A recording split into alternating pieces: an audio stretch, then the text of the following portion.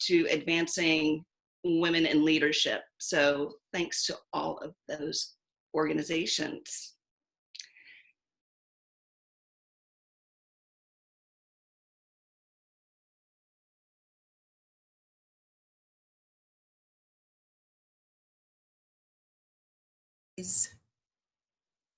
In front of you and just breathe.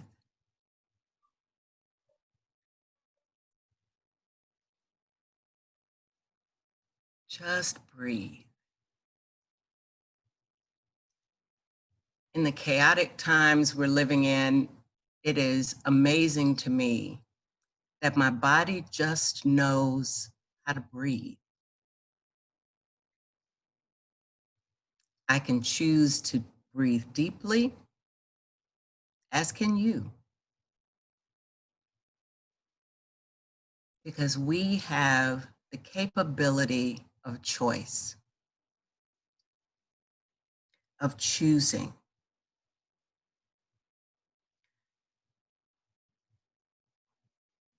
I want you to think about what it is that you need today. What does your body need today? Is it joy? Is it compassion? Do you need a break? What do you need?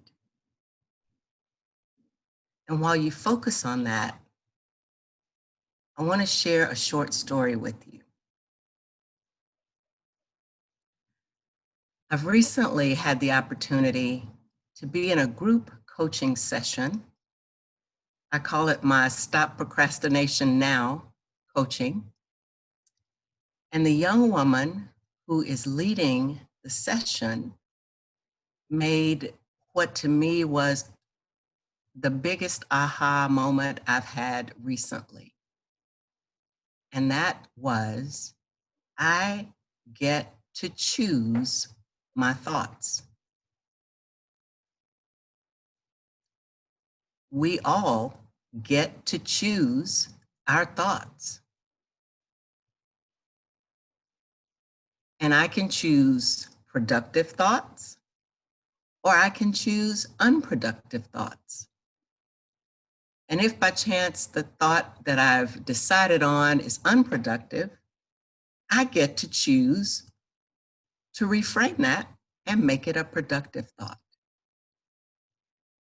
For example, this morning, it was a gray sky day.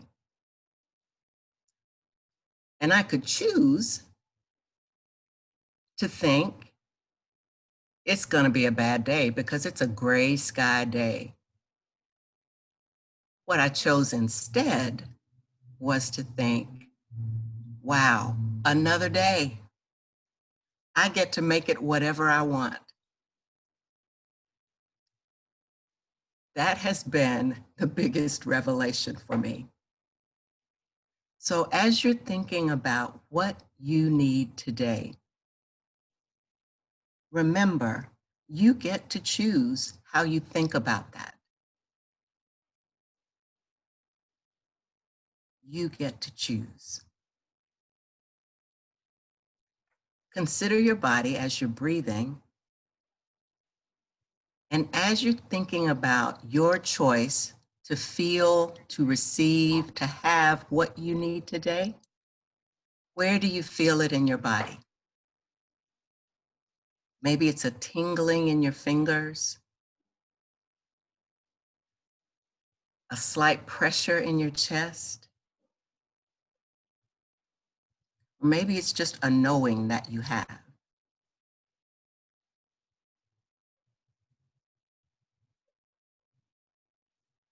But as you breathe in what you need today. And exhale that out into the world. If you need love, inhale love for yourself. And exhale love for your community.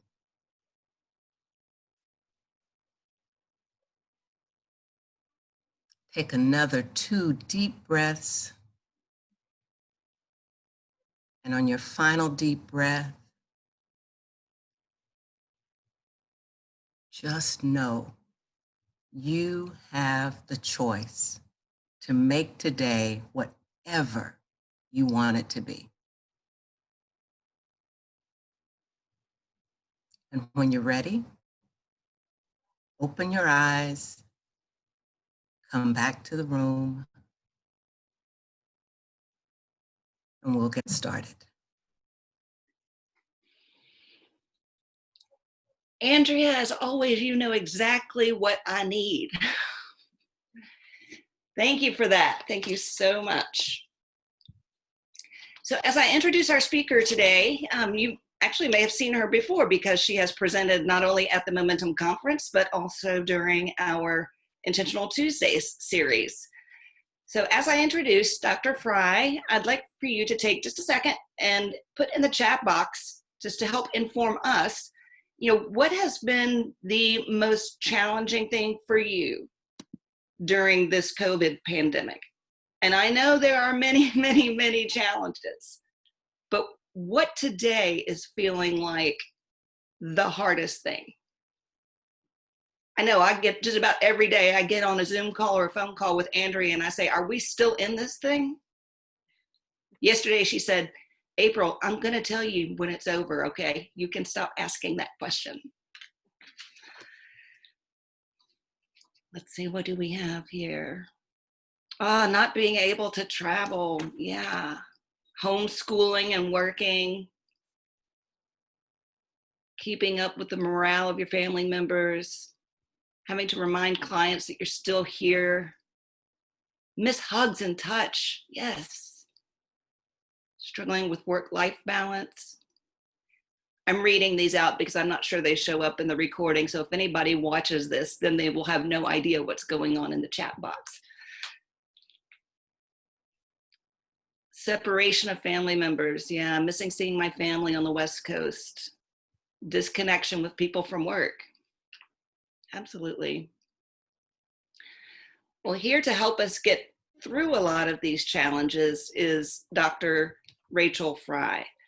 So Dr. Fry is a clinical psychologist, I believe earned her BA at Samford University, and then her master's and her Ph.D. in clinical psychology from the University of Alabama.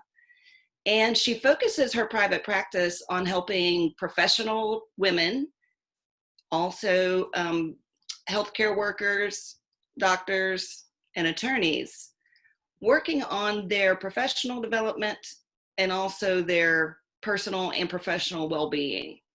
So she does that through a variety of services, and her expertise is, I can guarantee you, is she's got a wide range of expertise in this field. She speaks on many, many, many different topics having to do with that professional health and well-being. And today she's going to talk to us about some tools that have emerged to help us get through this COVID crisis. So Rachel, I will turn it over to you, and thank you so much for volunteering your time again to join us this morning. Absolutely. Absolutely. Well, thank you for having me. I'm really excited about being here today, and I really want to make it as interactive as we can from the virtual setting. So we'll have some questions throughout, but also if anybody has any questions or anything in the middle of it, it's fine to put it up on the chat. It's not going to throw me off or interrupt what I'm trying to say. Just know that. And then also, if anybody has any follow-up questions or anything that's needed, after you have a little bit of time to think about it, you have maybe a couple more questions, feel free to reach out to me. My website's really easy, fryhealth.com, and I'll be glad to answer those. But I just want to kind of start, and today we're going to be talking about women leaders. That's you. And, as April said, I do work with a lot of physicians and lawyers, but I would kind of lump it into people like you, people like me, people like April, Allie, Andrea, all of us who are kind of goal-oriented women who are leaders in our community. And after many years of practicing, it just became more and more obvious to me that people that are in this type of work are really, kind of driven sometimes are the last people to seek out help or resources to become better leaders. And so that's kind of my mission, if you will. All right, so I'm going to start on the first slide. And if any of you have been to the previous talks, you know that I talked about values. And so I wanted to bring up this image that was from that presentation, because back in March and also in July, I was kind of referring to our values as, you know, a big, strong tree, right? It's kind of where we come back to. It defines the decisions we make, what's important to us, you know, what draws us in, what makes us really focus throughout the day. And if you're like me and a lot of other people, it's been a little bit more difficult to be in line with the values the last 6 months or so. And, you know, I'm kind of seeing some trends where, you know, we go through periods where it's maybe easier and then there's another transition and it's harder.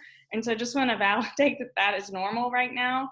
But to still kind of have those back in your mind of, all right, what are my core values that we came up with when we did the previous training. So moving forward into talking about this whole experience, right, has been kind of like looking in the mirror, and then also there's another picture there of a magnifying glass, right? And so we've noticed things that are really good about our lives and that we're working pretty well.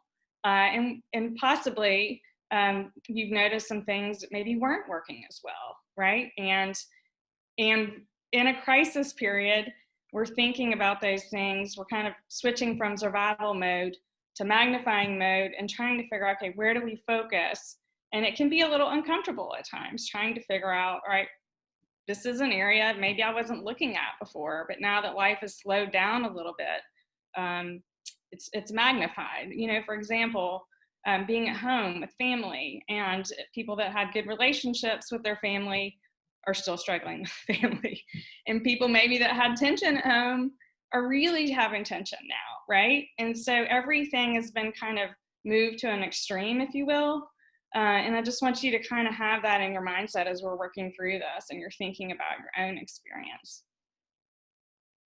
All right, so now I'm moving on to talk about just in general, how do we as individuals typically respond to crisis? And I say crisis, I'll call it uncertainty. You know, there's so many different things. There's COVID, of course. There's the protests and the racial unrest. And then there's just kind of a general,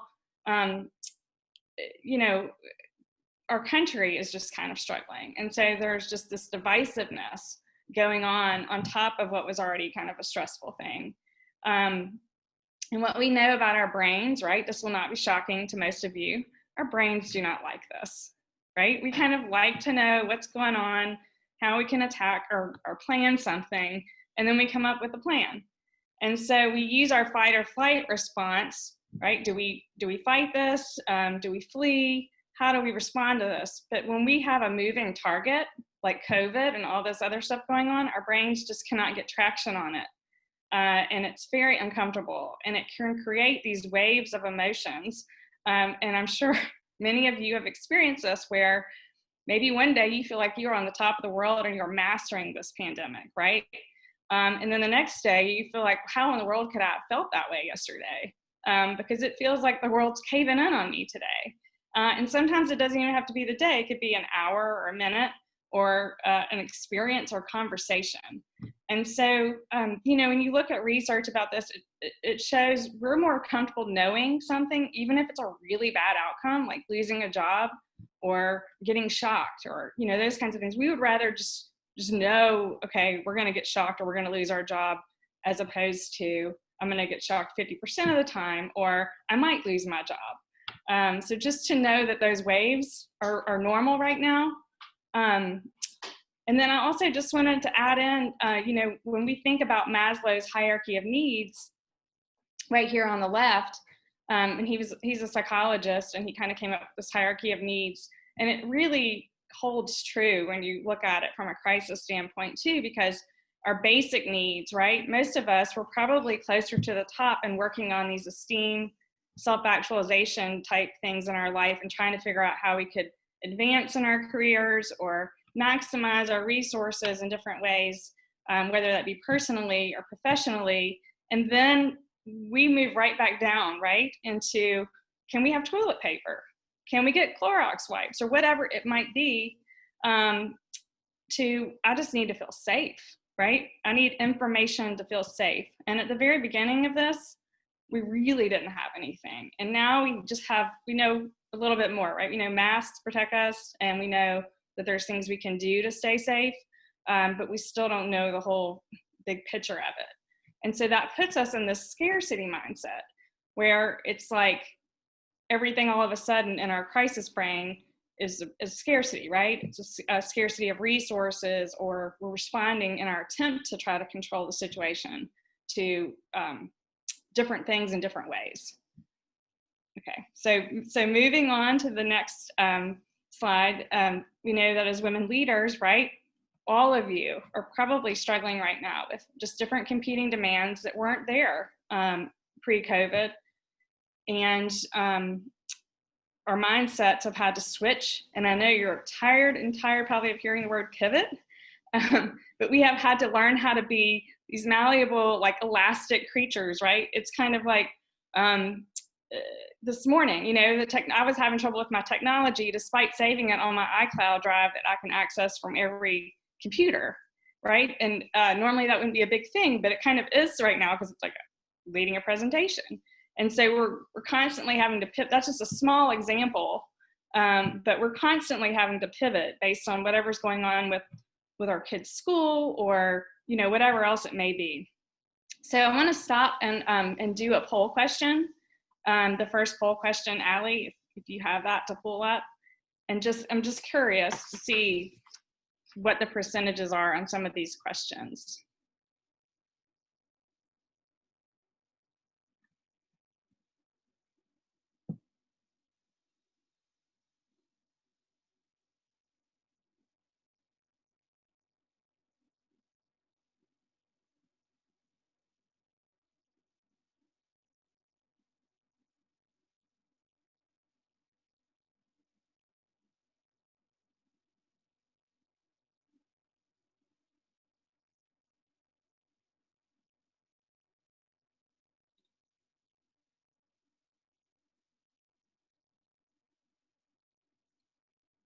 It looks like just about everybody has answered it for the most part. And so just from a rough glance, it's most people on this group are not struggling with, or am I working with home with children? Now that's not to say there aren't other stressors, and I'm going to talk about that in just a minute. But I was just curious, you know, with ages and with childcare situations, how many of the people on here today were. Okay, so that's helpful to know. And then let's go ahead and move on to the next question before I get to the next slide. If you can, Allie. Okay. So have your work responsibilities changed, decreased, or increased as a result of the pandemic?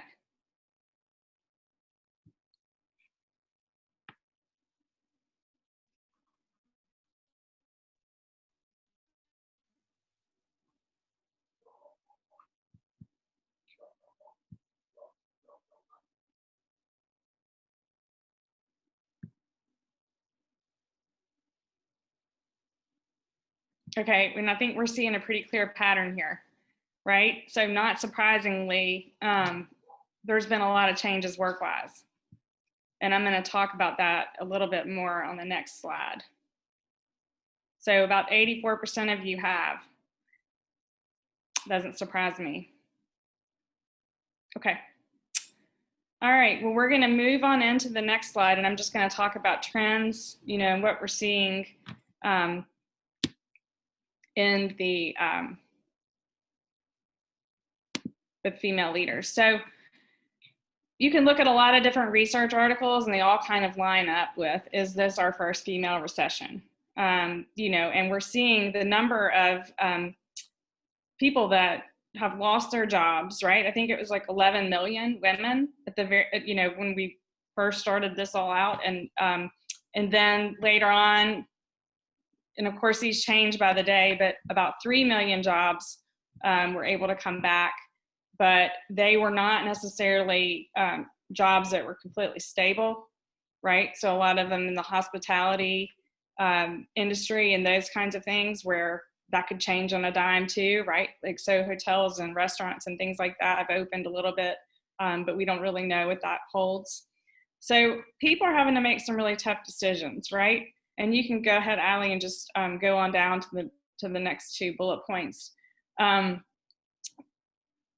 People that weren't essential workers quickly became essential workers, right?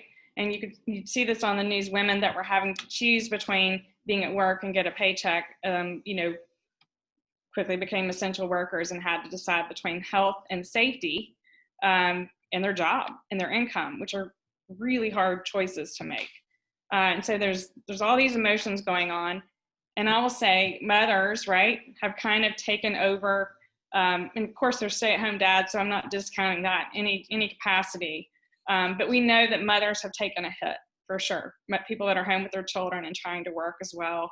And I can speak from that firsthand. My headspace is absolutely not what it would normally be, as I'm sure that's true with most of you. And then, Allie, I think there's one more statistic down there. Yeah.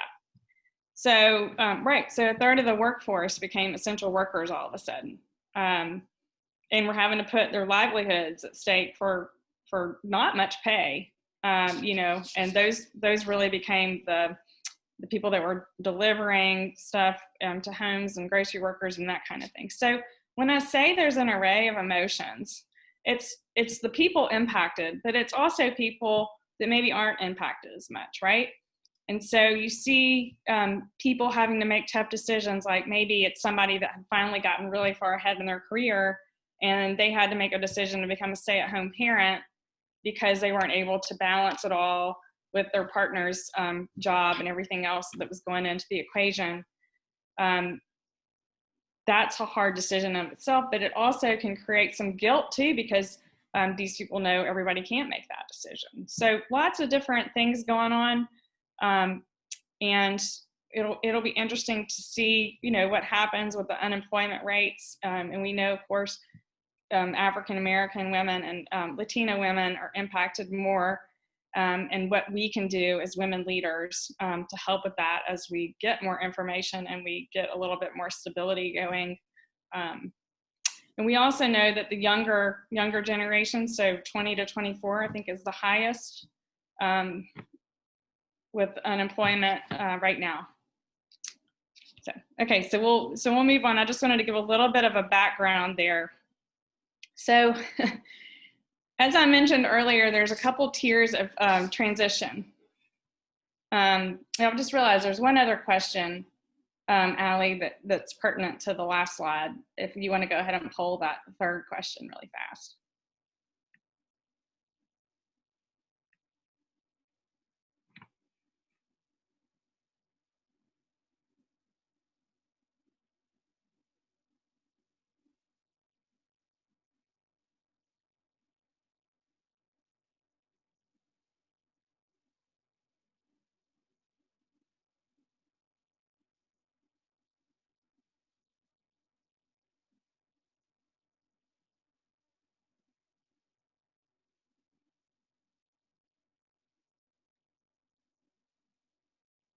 Okay, and it looks like most people have responded there, but the majority of people that are balancing work and family are concerned about it, and you know, this leads to, is this going to increase other numbers, or is it, or workplace is going to become more flexible, which I think it's moving in that direction, which is a good thing, and maybe a long time coming. But okay, that's helpful to know. All right, so I kind of look at it like we've had 4 transitions. And I've noticed in my practice, every time we kind of come up to one of these, people will start saying, oh, I've had a really rough week, you know? Or, so you know, those kinds of things. And then the next week will be better, and then it'll kind of ebb and flow for a while. So I have this picture right here. So this Momentum conference was literally the start to this thing.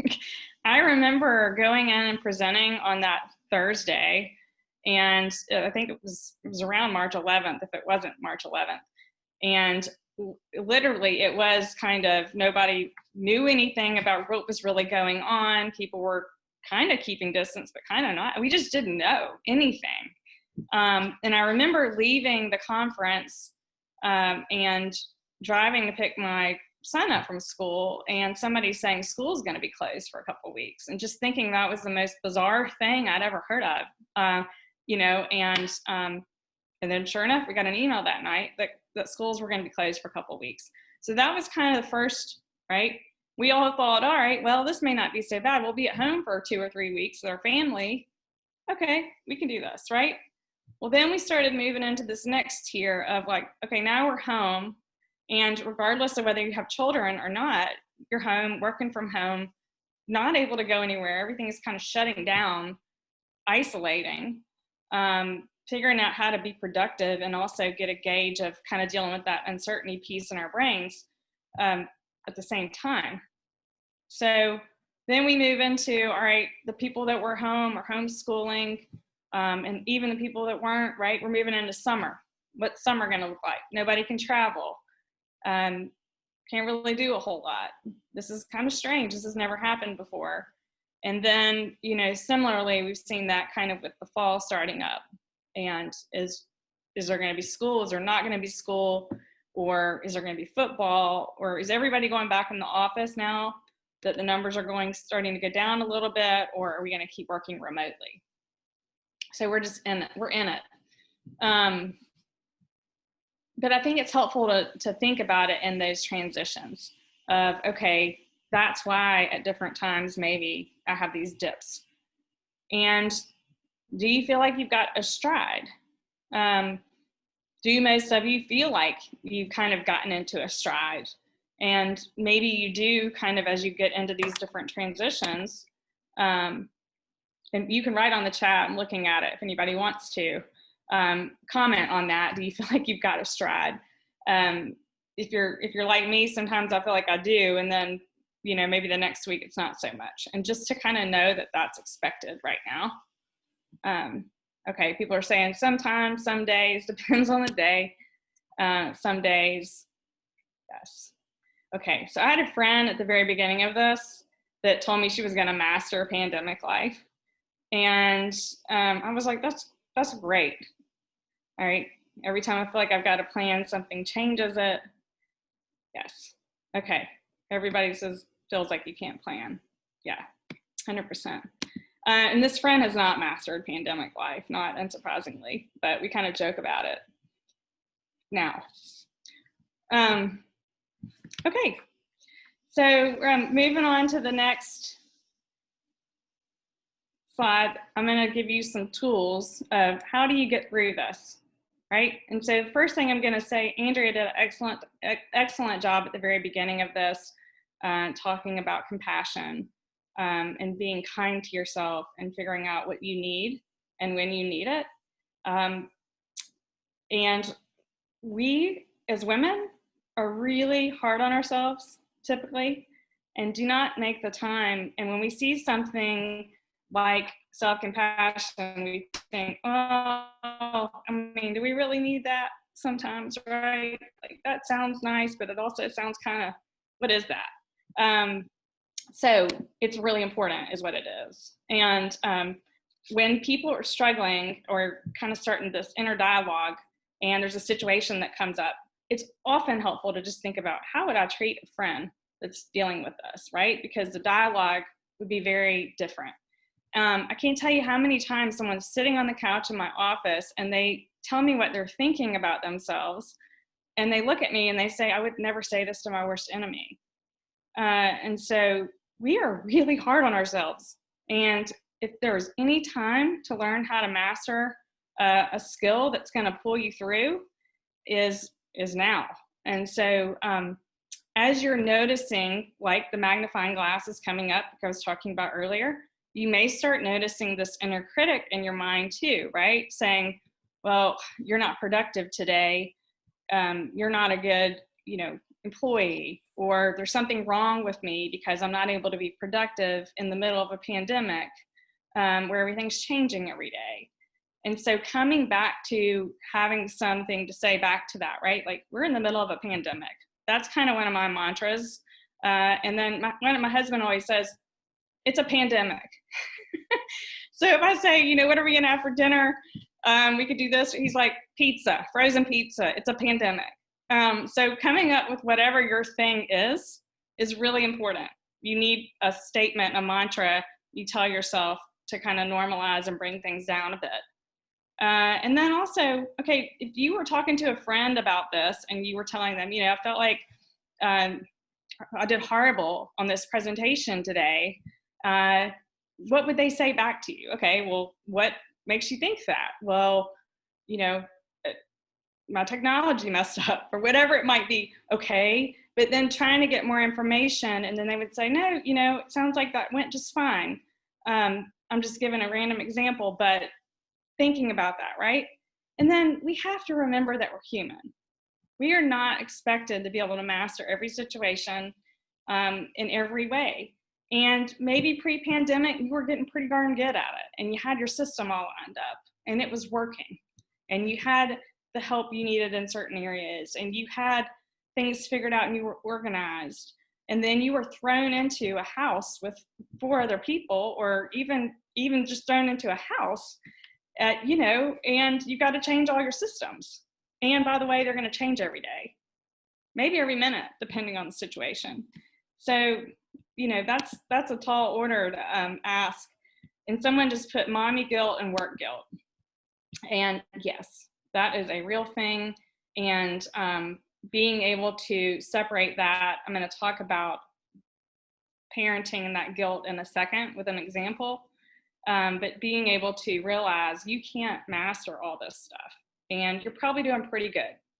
You need to check in with yourself. Journal about it is helpful. Checking in with a friend and saying, hey, I'm kind of struggling with this. What do you think? What would your comments be? Coming back to the present, right? And not getting too far out with goals and expectations. Okay, let me just bring it back into what do I need to do today? And just being kind to yourself, and giving yourself second chances, third chances, 20 chances, whatever it takes. But just know that we're in a different time, and this is something you're going to be able to carry forward with you and need, even when we get back to whatever normal is what I call it now, whatever that's going to be. All right, so moving on to the next slide. So one tool is learning how to label what you're feeling, right? So most of us are really good with saying, I'm just stressed, or I'm frustrated. But we rarely go beneath that and take 5 or 10 minutes to really figure out what's going on. And we have to. And I don't know if anybody wants to share an example, but if not, I'm happy to put myself on I have plenty of personal examples of feeling stressed and frustrated. Well, I'll just jump in. I have one virtual student and one in-person student right now. And it was the day for my oldest to have the 1 day a week or whatever he can go to school. And I was really needing to get a lot of stuff done, and had like a full plate on my agenda. And honestly, I love him dearly, but I needed some serious headspace from this child. And just had been anticipating that. And he woke up, couldn't walk, hurt his foot doing something. And it was just clear after about 30 minutes that he wasn't going to school. And I just remember feeling so frustrated. And just in that moment, and that moment of like, okay, I've got to turn this around, or the whole day is going to be like this, right? And as I was driving to Walgreens to get an ACE bandage and some Motrin and all that stuff, I just started thinking about I'm really just stressed because I feel like there's not enough time today to get done. I'm feeling irritated, that I can't get as much done that I want to get done.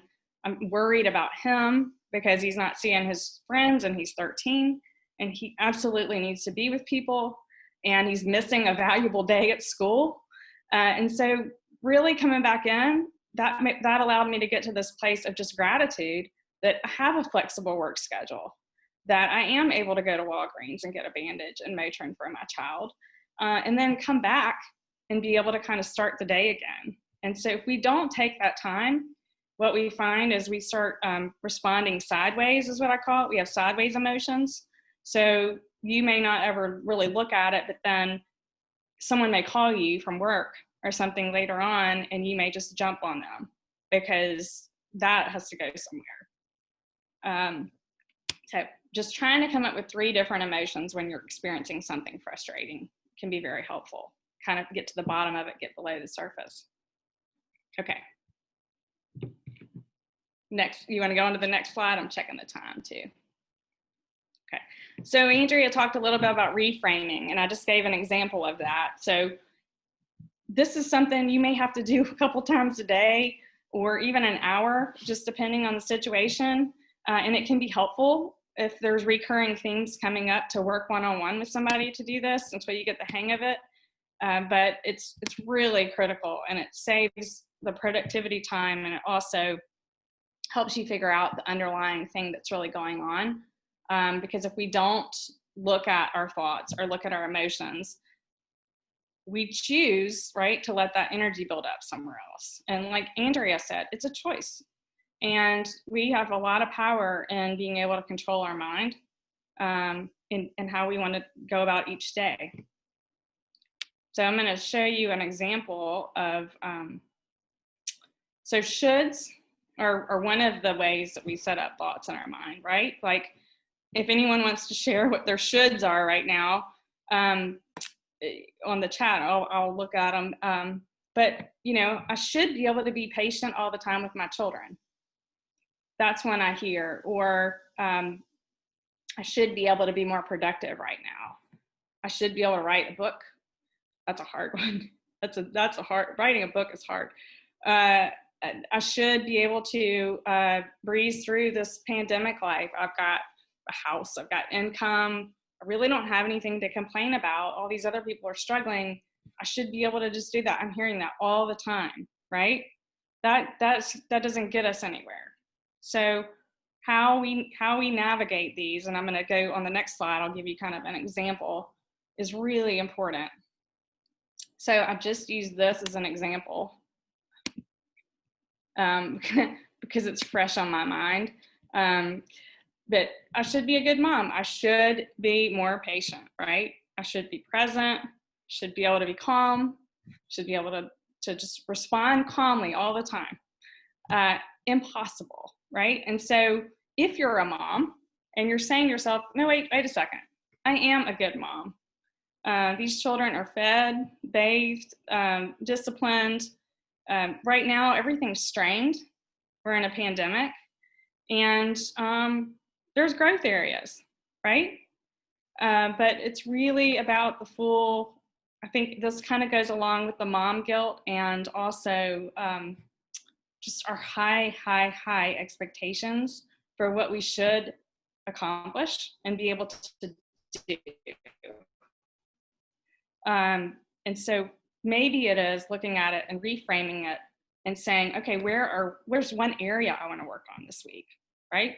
If you're getting impatient with your children, or if you're getting impatient with a coworker, is it, I want to work on, setting aside time to talk through this with them a little bit more to better understand, or I want to work on being more present. And maybe it comes back to your own stuff that's going on. And that's where going beneath the surface a little bit helps to figure out, it's really kind of interesting how quickly, if you just spend that 5 minutes, and I do this all the time when people are coming into the office, of, hey, go below that thought for a second. And most often than not, we don't do that. And so we really, really need to do it to be able to show up in the ways we want to be able to, and to work on the things that we really want to work on. So when you're feeling impatient, a lot of times too, it's a sign that you need more self-care time. And we are not good about that in general. So you want to go on to the next slide, Allie? Okay. So, and you can go ahead and put up that first statistic. Okay, so 60% of Americans reported feeling lonely. Was this pre-pandemic or post-pandemic? That's my question. I don't have an actual question, but if you just write in the chat what you think. Pre or post-pandemic? 60% of Americans feel lonely.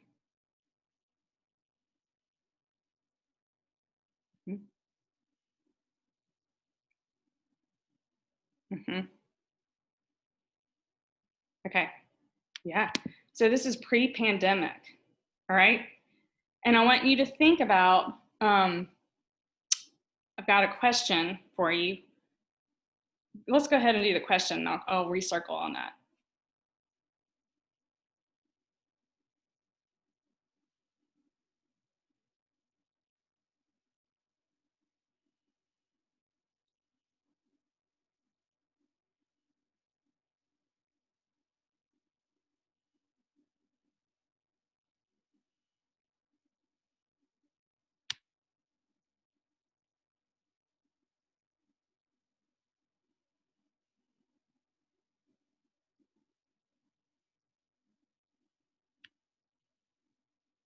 Okay. So I think we're seeing a pretty good trend here.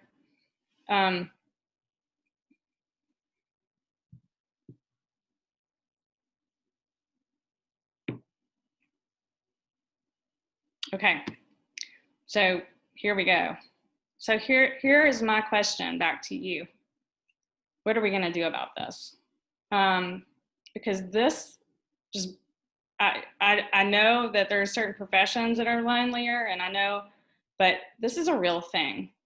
And can anyone guess who we all obviously are struggling with this. I'll throw myself to the 77% right there, because we can still be with people, right?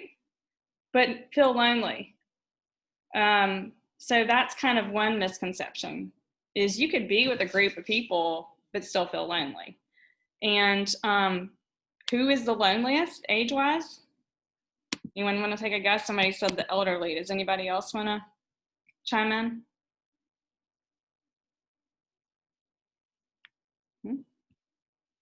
Rachel, you're the brave soul. 30 to 40, elderly, millennials, teens. Okay. All right. So, a couple of you guys are spot on. 18 to 22-year-olds are our loneliest group right now. And somebody said, Sharon said, I have lots of friends. So, right, we have friends. All of you, I'm sure, have many friends, but I think I think as women especially need to do a better job with deeper relationships. And I will put myself in that category 100% as well. And, the trends and the research, and most of this is pre-pandemic, but I would expect it to kind of continue on. We'll see what comes out of the data. But yeah, somebody said that age is usually single, no kids. So it's 18 to 22-year-olds, right? So Gen Z, then millennials, then Gen X, then boomers, and then the silent generation. So while we might think of an elderly person living alone being the loneliest, that's kind of, we need to look at that a little bit more closely, because with technology and our culture and just all of the things that are going on, even pre-pandemic, right? What can we do to connect with others? And this is something I've been thinking about a lot during the pandemic. And honestly, just being completely candid, realized I had a lot of really good friendships, but I had not been taking the time to really cultivate my friendships, or even to pick, one or two people out to really be intentional about the time. And also there were lots of people I thought, oh, that person would be really great to know, but I wasn't making the time to get to know new people. So now I'm like walking all the time with people, and my family is very confused by this, and they don't necessarily love it, but it's self-care, and it's also really helped me feel more connected. So I would encourage all of you to think about in your own lives, where you can do that. Okay. So here's the thing. I want you to really leave with the conversation in your head of like, I'm doing well. I'm doing a good job. I'm doing the best I can. What is good enough for today, right? As most of us kind of strive and have high expectations. And right now, your good enough is good enough, right? And so what can I do today to be good enough? And just kind of be in this and be present. What do you want to take from this experience, right? So there's all these silver linings in the coronavirus too. And, I just mentioned one of them a little haphazardly, but making more connections, feeling more connected to people, becoming more intentional and thinking about what is that for you. And I'm hearing that a lot from my clients. It's kind of like, someone was saying like, I just felt like I was on this treadmill, and I finally was able to slow down enough to really figure out how I wanted my life to be. And just with the gaps, right? When we're not meeting our expectations, or we're not accomplishing maybe as much as we want to, all right, how do we tie that up, right? It's kind of what you do with it. So if it's an argument with somebody and it doesn't go well, let's say a family member, you can go back to that person, right? And say, you know what, I messed up. I didn't handle that very well.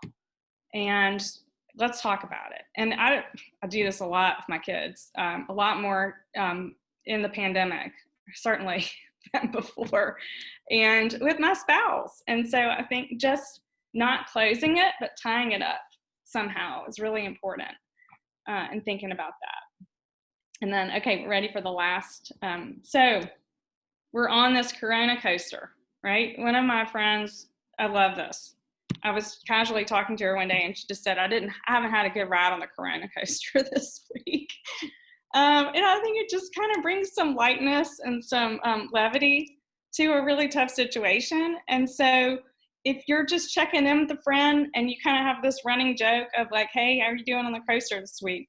It's just kind of a funny, it's true, right? Sometimes you feel like you're hanging upside down from this thing. And sometimes you feel like you're going down the hill and it's awesome. Or you're climbing up the hill, but you don't know exactly what's going to be on the other side. And so just that's kind of a final, parting thought for today.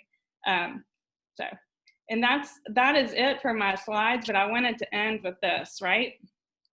Being human is not hard because you're doing it wrong. It's hard because you're doing it right. It will never change the fact that being human is hard. So you must change your idea that it was ever supposed to be that easy. Thank you so much, Rachel. Are there any questions from anybody?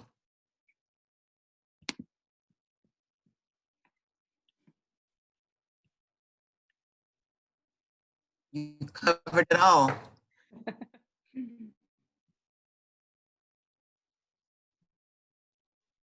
What are some suggestions to help team members find their stride? And team members, meaning work members? Yes.